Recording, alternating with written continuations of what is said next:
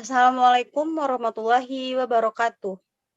Baiklah, pada kesempatan kali ini, kami dari kelompok 4 ingin mempresentasikan hasil diskusi kami yang membahas pertemuan kedua tentang menganalisis pembelajaran PPN atau PPNBM berdasarkan karakteristik siswa atau individual difference. Baiklah, untuk mempersingkat waktu, alangkah baiknya saya memperkenalkan anggota dari kelompok 4. Yang pertama, saya Widya Iningrum sebagai moderator. Yang kedua, saya Fania Griselda Wibowo sebagai presentator.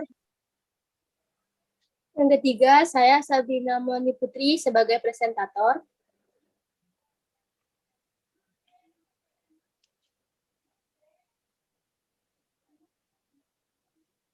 Materi pertemuan 2. Yang pertama, daerah pabean. Yang kedua, objek PPN atau perluasan objek. Yang ketiga, barang kena pajak atau BKP dan barang tidak kena pajak atau BTKP. Yang keempat, jasa kena pajak atau JKP dan jasa tidak kena pajak atau JTKP. Yang kelima, ekspor dan impor BKP. Yang keenam, ekspor dan impor JKP. Yang ketujuh, pengusaha kena pajak atau PKP dan kewajibannya. Yang kedelapan, tata cara pengukuhan, pencabutan, dan perubahan data PKP. Baiklah, presentasi nomor 1 yang akan disampaikan oleh saya sendiri yaitu Widya Yuningrum. Yang A, daerah pabean. Pengertiannya, daerah pabean adalah wilayah Republik Indonesia yang meliputi wilayah darat, perairan, dan ruang udara di atasnya, serta tempat-tempat tertentu di zona ekonomi eksklusif atau ZEE, dan landas kontinen yang di dalamnya berlaku undang-undang yang mengatur mengenai kepabeanan. Daerah pabean yaitu di bawah kawasan pajak dan cukai.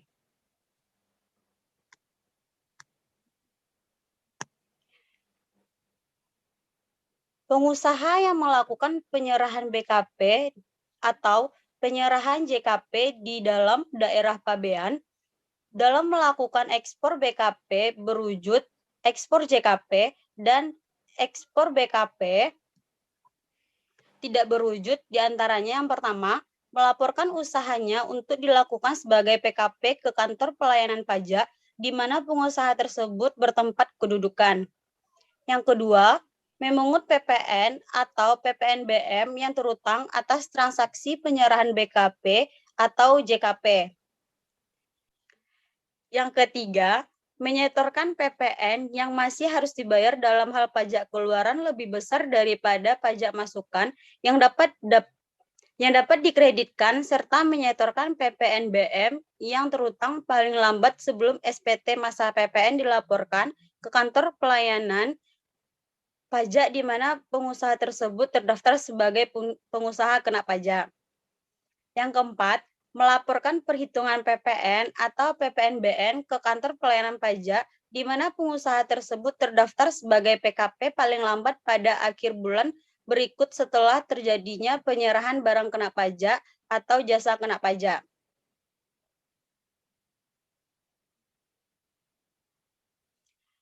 Yang B, objek PPN dan perluasan objek.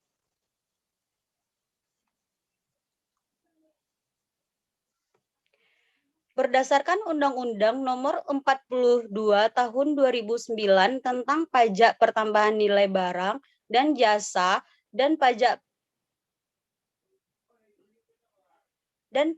penjualan atau barang mewah, objek yang dikenakan atas PPN adalah yang pertama, penyerahan barang kena pajak atau BKP dan jasa kena pajak atau JKP di dalam daerah pabean yang dilakukan oleh pengusaha. Yang kedua, impor BKP. Yang ketiga, pemanfaatan BKP tidak berwujud dan JKP dari luar daerah pabean di dalam daerah pabean. Yang keempat, ekspor BKP berwujud atau tidak berwujud dan ekspor JKP oleh pengusaha PKP. Yang kelima, kegiatan membangun sendiri bangunan dengan luas tanah dari 200 meter persegi yang dilakukan di luar lingkungan perusahaan atau pekerjaan oleh orang pribadi atau badan yang hasilnya digunakan sendiri atau pihak lainnya. Yang keenam, penyerahan aktiva yang menurut tujuan semula tidak untuk diperjualbelikan sepanjang pajak masukan yang dibayar pada saat perolehan aktiva tersebut boleh dikreditkan.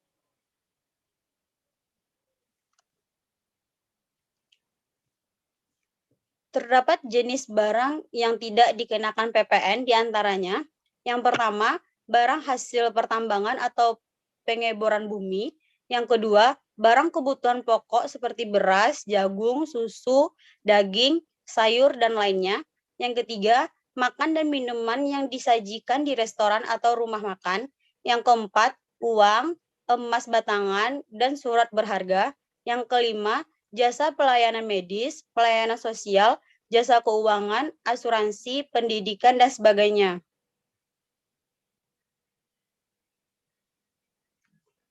Sumpah nggak kelihatan, udah serius.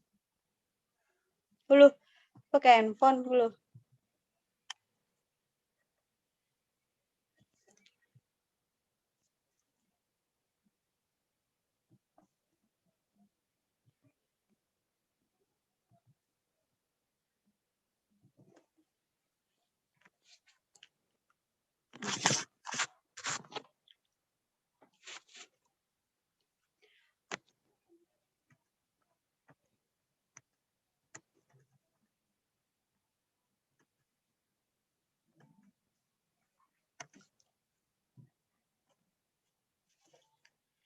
Selanjutnya yaitu perluasan objek. Rencana pemerintah untuk melakukan perluasan objek pajak pertambahan nilai atau PPN terus menjadi perbincangan dari banyak pihak. Beberapa objek PPN yang sebelumnya masuk ke dalam negative list atau disebut sebagai barang atau jasa tidak kena pajak seperti sembako, pendidikan, dan kesehatan, didagang-dagang akan dikenakan tarif PPN. Ada 4 latar belakang perluasan objek PPN yang disampaikan oleh DJP. Yang pertama, telah terjadinya distori ekonomi. Karena adanya tax incident, sehingga harga produk dalam negeri tidak dapat bersaing dengan produk impor. Apalagi, pemungutan pajak selama ini dinilainya tidak efisien, pemberian fasilitas memerlukan SKB dan SKTD yang menimbulkan kos administrasi. Yang kedua, DJP menilai selama ini pengecualian PPN berlaku tidak mencerminkan rasa keadilan karena atas objek pajak yang sama dikonsumsi oleh golongan penghasilan yang berbeda, namun sama-sama dikecualikan dari pengenaan PPN. Padahal, selama masa pandemi ini, golongan mencegah tertekan lebih dalam. Selain itu, perluasan objek PPN pada dasarnya mempertimbangkan prinsip ability to pay atau kemampuan membayar pajak para wajib pajak atas barang atau jasa yang dikonsumsinya. Yang ketiga, apabila dibandingkan dengan negara-negara lain, tarif PPN Indonesia masih termasuk relatif rendah. Yang keempat, terkait efisien PPN di Indonesia baru 60% daripada total PPN yang seharusnya bisa dipungut. Hal ini lebih rendah dibandingkan negara seperti Singapura, Thailand, dan Vietnam yang cukup lebih tinggi mencapai 80%. Dari berbagai hal yang disampaikan dan menjadi bahan diskusi oleh pemerintah untuk melihat apakah bangsa Indonesia bisa menggunakan opsi PPN sebagai salah satu respon untuk menghadapi situasi yang ada saat ini.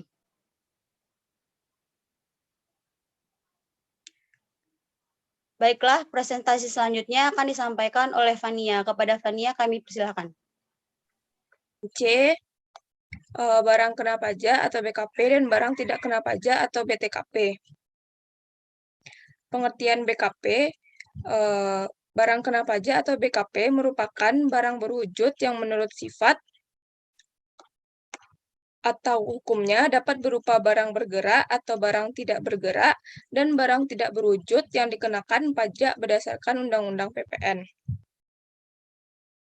BKP terdiri dari yang pertama ada barang yang berwujud, misalnya seperti mobil, rumah, sepeda motor, alat kesehatan, dan lain-lain. Yang selanjutnya barang yang tidak berwujud, misalnya hak paten, hak cipta, merek dagang, dan lain-lain. Penyerahan barang yang termasuk kena pajak. Yang pertama, penyerahan hak atas barang kena pajak karena suatu perjanjian. Yang kedua, pengalihan barang kena pajak karena suatu perjanjian sewa atau perjanjian sewa guna usaha atau leasing. Yang ketiga, penyerahan barang kena pajak kepada pedagang perantara atau melalui juru lelang. Yang keempat, pemakaian sendiri atau pemberian cuma-cuma atas barang kena pajak. Yang kelima, barang kena pajak berupa persediaan atau aktiva yang menurut tujuan semula tidak untuk diperjualbelikan, yang masih tersisa pada saat pembubaran perusahaan disamakan dengan pemakaian sendiri. Yang keenam, penyerahan barang kena pajak dari pusat ke cabang atau sebaliknya, atau penyerahan barang kena pajak antar cabang. Yang ketujuh, penyerahan barang kena pajak secara konsinyasi. Yang kedelapan, penyerahan barang kena pajak oleh pengusaha kena pajak dalam rangka perjanjian pembiayaan yang dilakukan berdasarkan prinsip syariah yang penyerahannya dianggap langsung dari pengusaha kena pajak kepada pihak yang membutuhkan barang kena pajak. Selanjutnya, barang kena pajak yang bersifat strategis. Yang pertama, barang modal berupa mesin dan peralatan pabrik, baik dalam keadaan terpasang maupun terurai tidak termasuk suku cadang. Yang kedua, makanan ternak, unggas, dan ikan, atau bahan baku untuk pembuatan makanan ternak, unggas, dan ikan. Yang ketiga, barang hasil pertanian, perkebunan, perikanan, peternakan, dan kehutanan yang dipetik, diambil, atau disadap langsung dari sumbernya, termasuk hasil pemrosesan oleh petani atau kelompok petani. Yang keempat, bibit atau benih dari barang pertanian, perkebunan, kehutanan, peternakan, penangkaran, atau perikanan. Yang kelima, bahan baku perak dalam bentuk butiran atau granul dan atau dalam bentuk batangan. Yang keenam, bahan baku untuk pembuatan uang kertas dan uang logam rupiah. Yang ketujuh, air bersih yang dialirkan melalui pipa oleh perusahaan air minum. Yang kedelapan, listrik kecuali untuk perumahan dengan daya tidak lebih dari 6.600 watt. Selanjutnya, ada barang kena pajak yang tergolong mewah. Yang pertama, barang yang bukan merupakan suatu barang kebutuhan pokok. Yang kedua, barang yang dikonsumsi oleh masyarakat tertentu. Yang ketiga, barang yang umumnya dikonsumsi oleh masyarakat yang berpenghasilan tinggi. Yang keempat, barang yang dikonsumsi untuk menunjukkan suatu status sosial. Selanjutnya, pengertian BTKP. Barang tidak kena PPN atau barang tidak kena pajak atau BTKP merupakan istilah bagi barang-barang tertentu yang dalam penyerahannya tidak dikenakan pajak pertambahan nilai atau PPN. Barang tidak kena PPN ini mengacu pada barang-barang yang penggunaannya menyangkut hajat hidup orang banyak.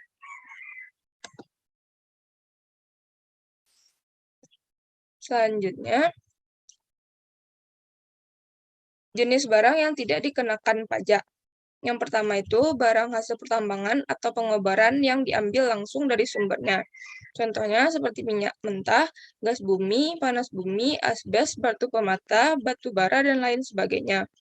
Yang kedua, barang-barang kebutuhan pokok yang sangat dibutuhkan oleh rakyat banyak.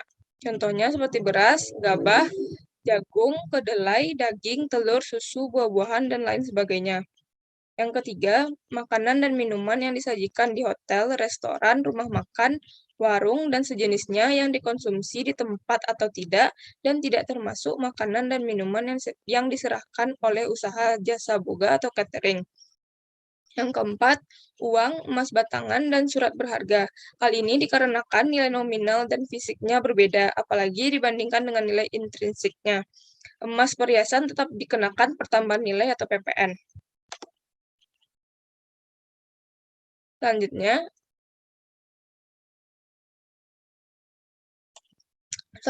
ada jasa kena pajak atau JKP dan jasa tidak kena pajak atau JTKP. Pengertian dari JKP menurut pasal 1 ayat 2E dan F Undang-Undang Nomor 11 Tahun 1994, jasa kena pajak atau JKP adalah setiap kegiatan pelayanan berdasarkan suatu perikatan atau perbuatan hukum yang menyebabkan suatu barang atau fasilitas atau kemudahan atau hak tersedia untuk dipakai, termasuk jasa yang dilakukan untuk menghasilkan barang karena pesanan atau permintaan dengan bahan atas petunjuk dari pemesan yang dikenakan pajak. Penyerahan JKP adalah setiap kegiatan pemberian JKP. Secara umum, penyerahan yang terutang pajak harus memenuhi syarat-syarat sebagai berikut. Yang pertama, jasa yang diserahkan merupakan JKP. Yang kedua, penyerahan dilakukan di dalam daerah pabean. Dan yang ketiga, penyerahan dilakukan di dalam kegiatan usaha atau pekerjaannya. Jika merujuk pada pengertian jasa kena pajak di atas, kita dapat menyimpulkan bahwa jasa kena pajak jumlahnya sangat banyak. Oleh karena itu, undang-undang mempermudah wajib pajak dengan menentukan apa saja yang masuk kategori jasa tidak kena pajak. Selanjutnya ada pengertian JTKP. Jasa tidak kena pajak atau JTKP adalah jenis-jenis jasa yang atas penyerahannya tidak dikenakan pungutan pajak. Keberadaan jasa yang tidak dikenakan PPN ini muncul karena adanya pertimbangan ekonomi, sosial, dan budaya. Yang dimaksud dengan pertimbangan ekonomi, sosial, dan budaya terkait jasa yang tidak dikenakan PPN adalah bahwasanya ada beberapa jasa yang pemanfaatannya menyangkut hajat hidup orang banyak. Selain itu, ada pula jasa yang keberadaannya diperuntukkan bagi kepentingan agama, serta ada pula jasa yang tidak dimaksudkan untuk kepentingan komersial. Selanjutnya, berdasarkan pasal 4A ayat 3 Undang-Undang Nomor 8 Tahun 1983 tentang PPN, semua bidang jasa masuk dalam kategori jasa kena pajak kecuali beberapa jasa di bawah ini. Yang pertama, jasa pelayanan kesehatan medis meliputi pelayanan dokter umum, dokter gigi, dan dokter spesialis, ahli kesehatan, jasa akupuntur, dan fisioterapi, dan lain-lain sebagainya. Yang kedua, jasa pelayanan sosial meliputi pelayanan panti jompo, panti asuhan, pemadam kebakaran, lembaga rehabilitasi, dan lain sebagainya. Yang ketiga, jasa pengiriman perangko dan surat, meliputi jasa pengiriman surat dengan perangko yang ditempel. Yang keempat, ada jasa asuransi, meliputi asuransi jiwa, asuransi kerugian, dan reasuransi yang dilakukan perusahaan, asuransi kepada pemegang asuransi. Jasa di bidang asuransi ini tidak termasuk jasa penunjang, seperti agen asuransi, konsultan asuransi, dan penilai kerugian asuransi. Yang kelima, ada jasa keuangan meliputi jasa penghimpunan dana dari masyarakat dalam bentuk giro, deposito berjangka, sertifikat deposito dan tabungan, jasa peminjam dana, dan jasa pembiayaan penyaluran pinjaman, serta jasa penjaminan. Yang keenam, ada jasa pengiriman uang dengan wesel pos. Yang ketujuh, jasa pendidikan meliputi jasa pendidikan sekolah dan jasa penyelenggara pendidikan di luar sekolah, seperti berbagai kursus keterampilan dan kursus bahasa asing. Yang kedelapan, jasa keagamaan meliputi jasa pelayanan rumah ibadah, jasa khutbah atau dakwah, jasa penyelenggaraan kegiatan keagamaan. Jasa penyelenggaraan kesenian dan hiburan yang telah dikenakan pajak tontonan meliputi setiap bidang kesenian yang telah dikenakan pajak daerah. Hal ini diterapkan untuk menghindari penerapan pajak berganda, contohnya penyelenggaraan kesenian teater yang diadakan secara cuma-cuma tanpa bersifat komersial. Yang ke-10, ada jasa penyiaran yang bukan iklan, meliputi jasa penyiaran radio dan televisi yang diselenggarakan pemerintah maupun pihak swasta yang tidak dibiayai sponsor dan tidak bersifat iklan. Yang 11, ada jasa angkutan umum di darat dan di air. Yang ke-12, ada bidang perhotelan meliputi jasa persewaan kamar di beberapa tempat yang termasuk kategori tempat penginapan, motel, losmen, hotel, dan lain sebagainya, jasa persewaan ruangan untuk kegiatan acara pertemuan. Yang ke-13, jasa di bidang tenaga kerja meliputi jasa pencarian dan penyediaan tenaga kerja, jasa penyelenggara pelatihan tenaga kerja. Yang ke-14 ada jasa penyediaan tempat parkir meliputi penyediaan lahan yang dilakukan oleh pemilik tempat parkir kepada para pengguna dengan dipungut bayaran. Yang ke-15 ada jasa catering. Selanjutnya ada ekspor dan impor BKP. Pengertian ekspor BKP, pasal 1 angka 11, ekspor BKP berwujud adalah setiap kegiatan mengeluarkan BKP berwujud dari daerah pabean keluar daerah pabean. Pasal 1 angka 28, ekspor BKP tidak berwujud adalah setiap kegiatan pemanfaatan BKP tidak berwujud dari dalam daerah pabean di luar daerah pabean. Tarif ekspor BKP, barang kena pajak termasuk barang kena pajak tidak berwujud, menjadi salah satu objek pajak yang dikenakan tarif PPN. Untuk ekspor barang kena pajak berwujud maupun tidak berwujud, dan ekspor jasa kena pajak tarif PPN sebesar 0%. Selanjutnya ada pengertian impor BKP. Impor BKP adalah setiap kegiatan memasukkan barang dari luar daerah pabean ke dalam daerah pabean. Jadi, ketika BKP tersebut masuk ke dalam daerah pabean, baik memenuhi maupun tidak memenuhi persyaratan formal, sehingga pada saat itu sudah dapat ditetapkan sebagai saat pajak terutang atas impor BKP. Berdasarkan Pasal 7 Undang-Undang Nomor 42 Tahun 2009, berikut tarif PPN impor yang ada di Indonesia. Yang pertama, untuk tarif tunggal di daerah pabean atau impor atas BKP atau JKP sebesar 10%. Yang kedua, sedangkan berdasarkan pertimbangan perekonomian atau peningkatan kebutuhan dana untuk pembangunan daerah pabean atau impor atas BKP atau JKP tarifnya 5-15%. Baiklah, sekian presentasi dari saya kembalikan kepada moderator. Baiklah, untuk presentasi selanjutnya akan disampaikan oleh Sabrina. Kepada Sabrina, kami persilakan.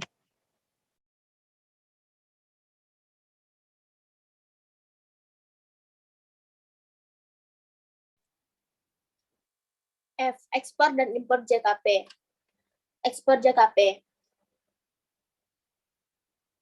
Berdasarkan PMK 32/2019, ekspor JKP adalah setiap kegiatan penyerahan JKP yang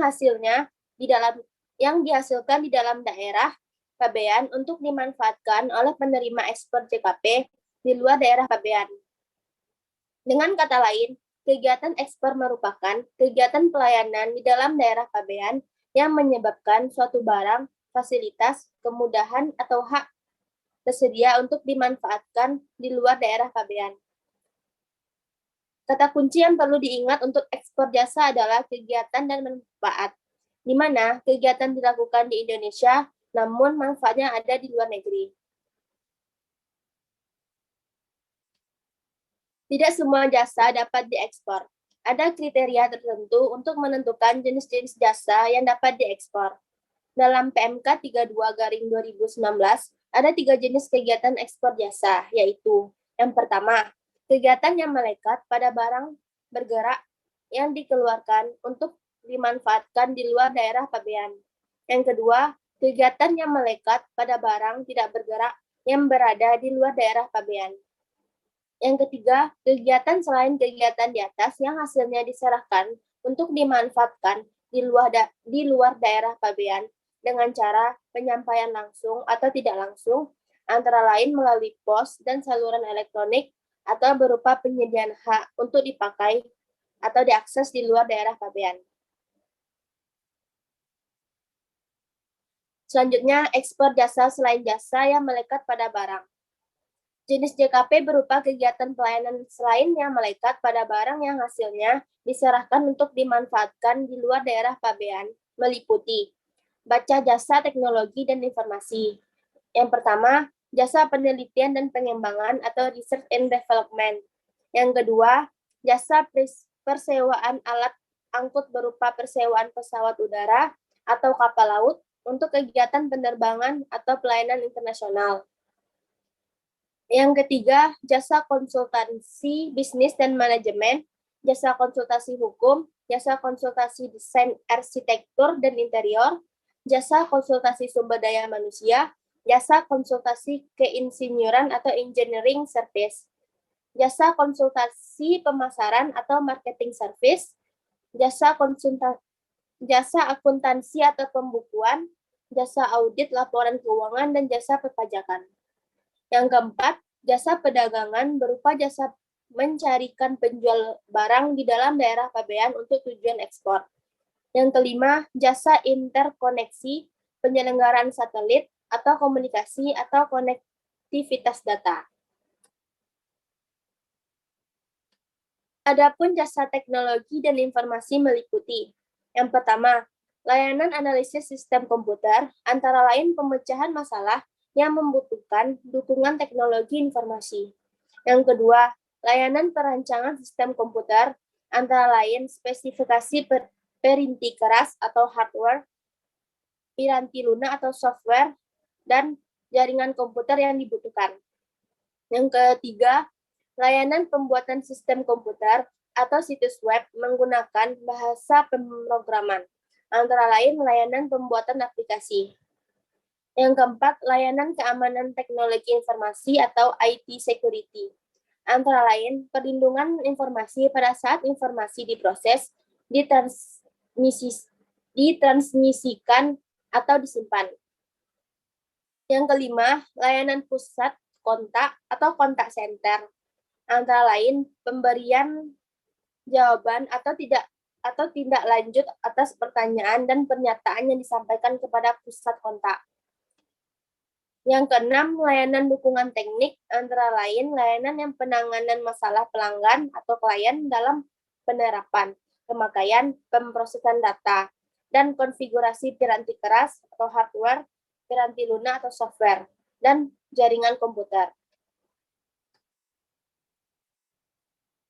Adapun jasa interkoneksi, penyelenggaraan satelit, dan komunikasi atau konektivitas data meliputi. Yang pertama, layanan interkoneksi panggilan atau pesan singkat internasional yang dilakukan oleh penyelenggara telekomunikasi dalam negeri kepada penyelenggara telekomunikasi luar negeri. Yang kedua, layanan transmitter dan responder. Satelit yang dilakukan oleh penyelenggara satelit dalam negeri kepada penerima layanan di luar negeri. Sepanjang stasiun bumi yang digunakan oleh penerima layanan berada di luar daerah pabean. Layanan yang ketiga, layanan pengendalian satelit yang dilakukan oleh penyelenggara satelit dalam negeri kepada penyelenggara satelit luar negeri. Sepanjang stasiun bumi pengendalian yang digunakan oleh penyelenggara satelit dalam negeri berada di daerah pabean, di dalam daerah pabean.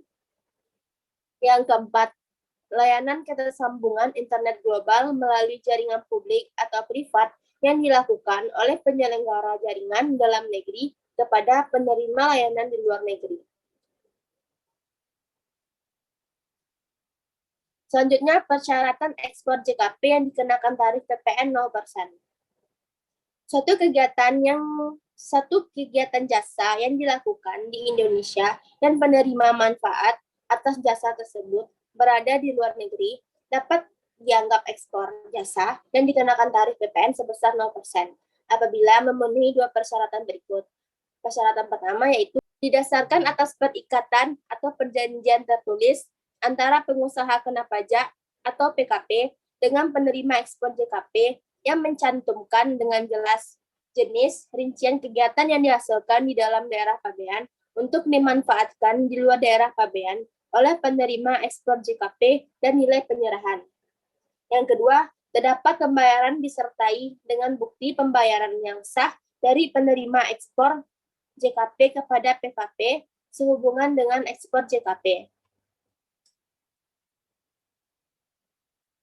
Impor JKP tidak berbeda dengan impor BKP. Objek PPN atas pemanfaatan barang kena pajak atau BKP tidak berwujud atau jasa kena pajak atau JKP dari luar daerah pabean atau luar negeri. Ini merupakan refleksi dari prinsip destinasi yang diadopsi dalam pemungutan PPN di Indonesia, yaitu PPN dikenakan di tempat terjadinya konsumsi atau pemanfaatan dari BKP dan JKP. Ketentuan di atas dimaksudkan untuk memberikan perlakuan yang sama dengan impor BKP. Praktik pengenaan PPN atas pemanfaatan BKP tidak berwujud dan JKP dari luar daerah pabean di dalam daerah pabean ini merupakan praktik yang lazim dan banyak diterapkan di berbagai negara di dunia. Apabila PKP tidak berwujud atau JKP melintasi batas wilayah negara, faktor yang menentukan apakah atas PKP tidak berwujud atau JKP tersebut dikenakan PPN atau tidak adalah dengan melihat tempat tujuan PKP tidak berwujud atau JKP akan dikonsumsi atau dimanfaatkan, yaitu daerah pabean Republik Indonesia. G. Pengusaha kena pajak PKP dan kewajibannya.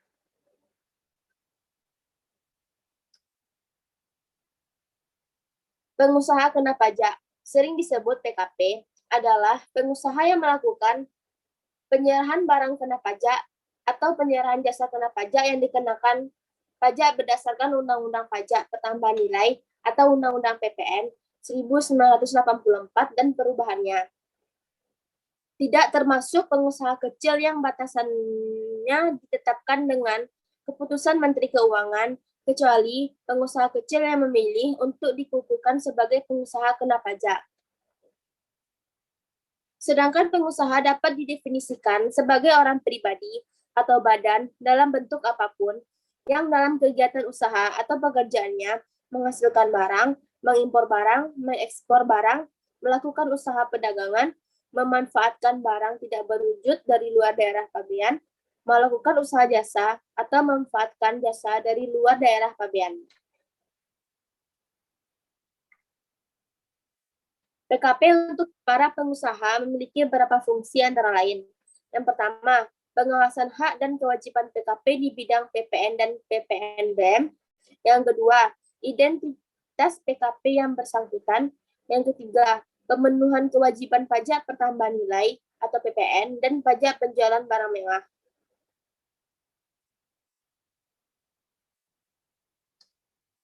Kegiatan usaha PKP. Yang pertama, menghasilkan barang kena pajak atau BKP. Yang kedua, mengimpor atau mengekspor BKP. Yang ketiga, melakukan usaha perdagangan. Yang keempat, memanfaatkan BKP tidak berwujud dari luar daerah pabean. Yang kelima, melakukan usaha JKP. Dan yang terakhir, memanfaatkan JKP dari luar daerah pabean.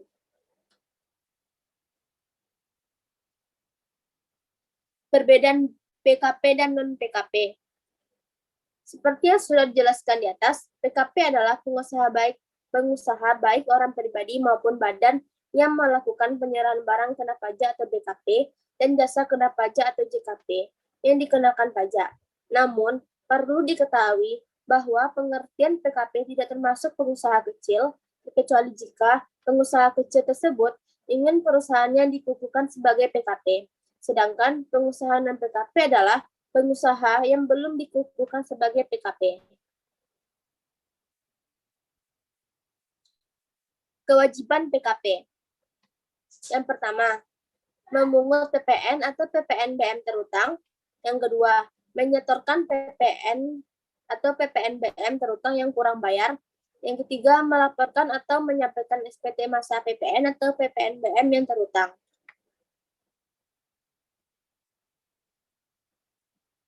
H. Tata cara pengukuhan pencabutan PKP dan perubahan data PKP.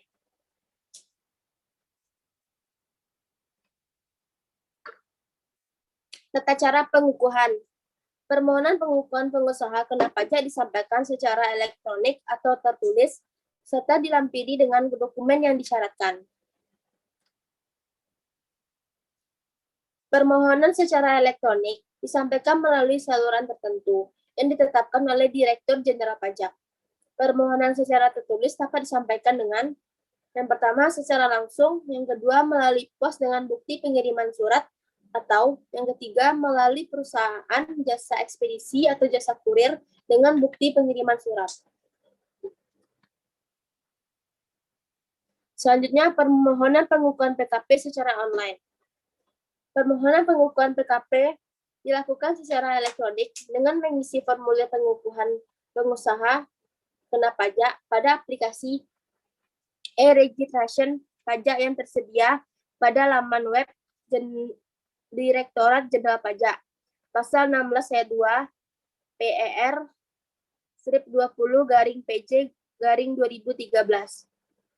Yang pertama, permohonan pengukuhan yang telah disampaikan oleh wajib pajak melalui aplikasi e-registration dianggap telah ditandatangani secara elektronik atau digital dan mempunyai kekuatan hukum atau pasal 16 ayat 3 PER strip 20 garing PJ garing 2013.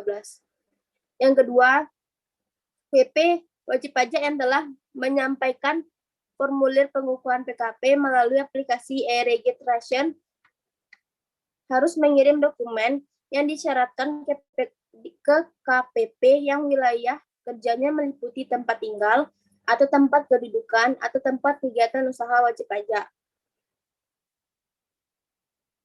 Yang ketiga, pengiriman dokumen yang disyaratkan ini dapat dilakukan dengan cara mengunggah salinan digital atau soft copy dokumen melalui aplikasi e-registration atau mengirimkannya dengan menggunakan surat pengiriman dokumen yang telah ditandatangani. Yang keempat, apabila dokumen yang disyaratkan belum diterima KPP dalam jangka waktu 14 hari kerja setelah penyampaian permohonan pengukuhan secara elektronik, permohonan tersebut dianggap tidak diajukan. Yang kelima, apabila dokumen yang disyaratkan telah diterima secara lengkap, KPP menerbitkan bukti penerimaan surat secara elektronik. Yang terakhir, terhadap permohonan pengukuhan PKP yang telah diberikan bukti penerimaan surat KPP atau KP2KP harus memberikan keputusan dalam jangka waktu 5 hari kerja setelah bukti penerimaan surat diterbitkan.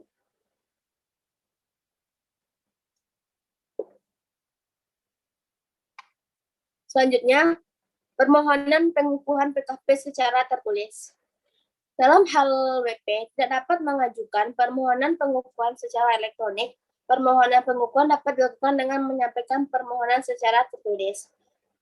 Itu pasal 17 ayat 1 PER strip 20 garing PJ garing 2013. Yang pertama, permohonan secara tertulis ini dilakukan dengan mengisi dan menandatangani formulir pengukuhan PKP. Yang kedua, wajib pajak yang telah mengisi dan menandatangani formulir pengukuhan PKP harus melengkapi formulir pengukuhan tersebut dengan dokumen yang disyaratkan. Yang ketiga, permohonan secara tertulis disampaikan ke KPP atau KP2KP yang wilayah kerjanya meliputi tempat tinggal, tempat kedudukan, atau tempat kegiatan usaha wajib pajak. Lalu yang keempat, penyampaian permohonan secara tertulis ini dilakukan secara langsung melalui pos atau melalui perusahaan jasa ekspedisi atau jasa kurir. Yang kelima, terhadap penyampaian permohonan secara tertulis, KPP atau KP2KP memberikan bukti penerimaan surat apabila permohonan dinyatakan telah diterima secara lengkap. Yang terakhir, terhadap permohonan pengukuhan PKP yang telah diberikan bukti penerima surat, KPP atau KP2KP harus memberikan keputusan dalam jangka waktu 5 hari kerja setelah bukti penerimaan surat diterbitkan. Selanjutnya, pencabutan PKP. Yang pertama, PKP dengan status wajib pajak non-efektif. Yang kedua, PKP yang tidak diketahui keberadaan atau kegiatan usahanya. Yang ketiga, PKP menyalahgunakan pengukuhan PKP. Yang keempat, PKP pindah alamat ke wilayah kerja kantor pelayanan pajak lain. Yang kelima, PKP yang sudah tidak memenuhi persyaratan sebagai PKP. Yang keenam, PKP telah dipusatkan tempat terutangnya pajak pertambahan nilai di tempat lain. Perubahan data PKP bagi wajib pajak orang pribadi meliputi: yang pertama, perubahan identitas wajib pajak termasuk nama, tempat tanggal lahir, status perkawinan, kebangsaan, dan informasi kontak. Yang kedua, perubahan alamat tempat tinggal atau tempat kegiatan usaha dalam wilayah kerja KPP yang sama. Yang ketiga, perubahan sumber penghasilan wajib pajak. Yang keempat, perubahan wajib pajak menjadi wajib pajak warisan belum terbagi. Yang kelima, terdapat kesalahan tulis data wajib pajak pada administrasi Direktorat Jenderal Pajak.